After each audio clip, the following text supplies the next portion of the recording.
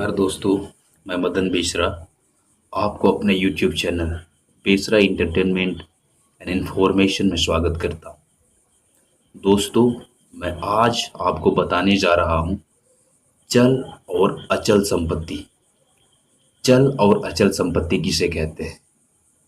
दोस्तों, यूँ तो हम सभी जानते हैं, लगभग लगभग हर किसी के पास संपत्ति होती है।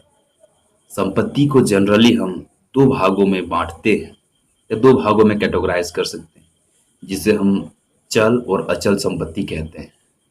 दोस्तों, हम बात करते हैं भारतीय दंड विधान, जिसे इंग्लिश में कहते हैं आईपीसी, यानी कि Indian panel code. Indian panel code की धारा 22 के तहत चल संपत्ति की परिभाषा दी गई है। इसमें समझाया गया है कि चल संपत्ति किसे कहते हैं। दोस्तों, उसी के मद्देनजर आईपीसी को ध्यान में रखते हुए मैं आज आपको बताने वाला हूं आखिर आईपीसी में चल संपत्ति किसे कहा गया है और अचल संपत्ति क्या है। दोस्तों, मैं सबसे पहले आपको बताऊंगा चल संपत्ति। चल संपत्ति किसे कहते हैं? तो दोस्तों, चल संपत्ति के बारे में धारा 22 में आईपीसी के लिखा गया है, भूमि तथा भूमि से जुड़ी चीजों को छोड़कर अन्य सभी तरह की साकार चीजें चल संपत्ति के अंतर्गत आती हैं। दोस्तों, अब चल संपत्ति की कुछ विशेषताएं इस प्रकार है। चल संपत्ति चलायमान होता है। चल संपत्ति को हटाना आसान है। चल संपत्ति बिक्री के साथ हाथों हाथ देना संभव होता है।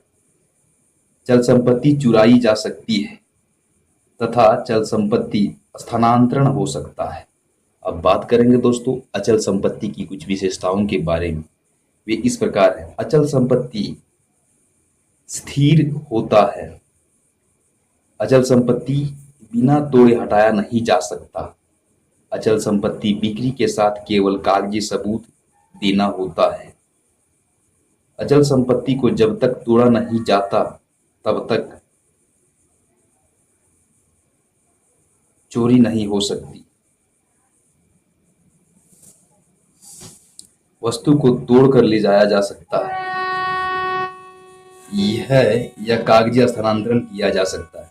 तो दोस्तों, यह कुछ चल और अचल संपत्ति की विशेषताएं थी। मैं उम्मीद करता हूं आप चल संपत्ति और अचल संपत्ति को जान गए होंगे। मैं आपको फिर से बता देना चाहता हूं, इंडियन पैनल कोड की धारा 22 में लिखा गया है चल संपत्ति के बारे में, और मैंने आपको चल और अचल संपत्ति दोनों के बारे में बताया और उनकी विशेषताओं से आपको रूबरू कराया।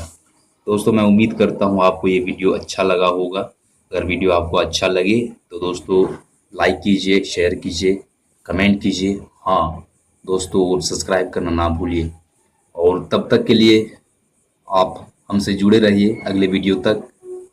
मैं अगले वीडियो में आपके लिए कुछ नया चीज़ लेके आऊँगा आईपीसी से संबंधित ही। और तब तक के लिए दोस्तों हमारे चैनल के साथ जुड़े रहिए, देखते रहिए, सीखते रहिए। जय हिंद।